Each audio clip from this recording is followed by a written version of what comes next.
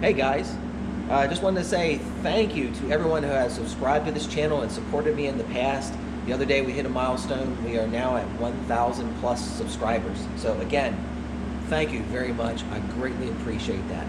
And to celebrate it, I'm going to show you a different project that we're going to be working on here today. This is a car that belongs to a friend of mine, and he is looking to get this thing out early this spring, so I'm going to help him finish up the wiring on this car. It's a 51 Merc Rat Rod. This is the way he pretty much bought the car, so what you're seeing is still a little bit rough around the edges. He's hoping to at least get this thing up and running and have some fun with it this season. So I'm going to show you around.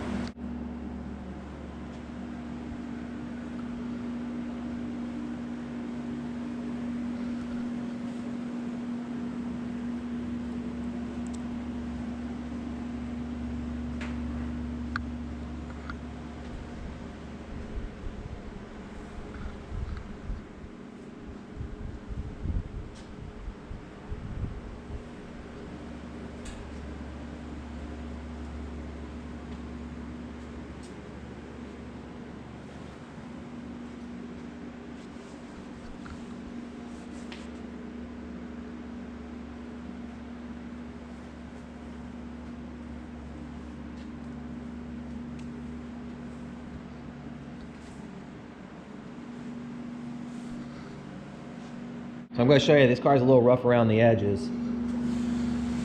You can see where this top has been chopped. The work is a bit rough, but again, he's looking to have some fun with this. He got the car for what I think was a stealing deal. So to have this much of work already done, it's riding on what we believe is about a mid-80s Oldsmobile frame. It's got a, I think it's a 305 or a 350 V8 in it. Questionable what kind of condition that engine's in, but it does run, so I don't think there's any issues there. Again, looking just to get out and have some fun with this. A lot of slice and dice going on here. Oh, you can see the bottom of the door then too. A little bit of custom work going on with the hood. I'll show you under the hood here in a moment. Got to come up with something for these marker lamps. Again, I'm looking to help them out with the wiring on this car. But this is what's cool.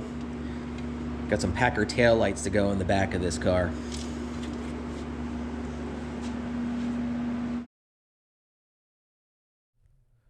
So this is what's currently in the car. This type of fuse box, this aftermarket fuse box, is really designed more for if the car currently has wiring in it and you're replacing the old fuse box. So what we're going to have to do in this car, because it didn't have anything else in it, is basically run wiring from all the switches back to lights, to parking lights, to headlights, etc. But luckily enough, with this tilt column here, I had an old harness that I was able to plug in, and I have all the wires marked and labeled for turn signals and the like. Now, the owner of this car, he's already started chasing some wires back for the tail light area, so take a look at that, and you can see he's got bundled up back here what we're going to end up needing for both the brake lights and the tail lights. So we'll be making some soldered connections on this and getting those Packer tail lights installed.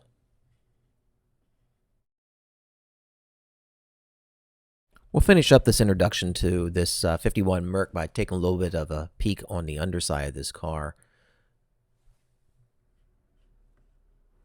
My involvement on this is really just going to be doing the wiring portion, but there may be a couple other things that maybe I'll be helping the owner out with long term, and we'll continue to give you some updates on this car.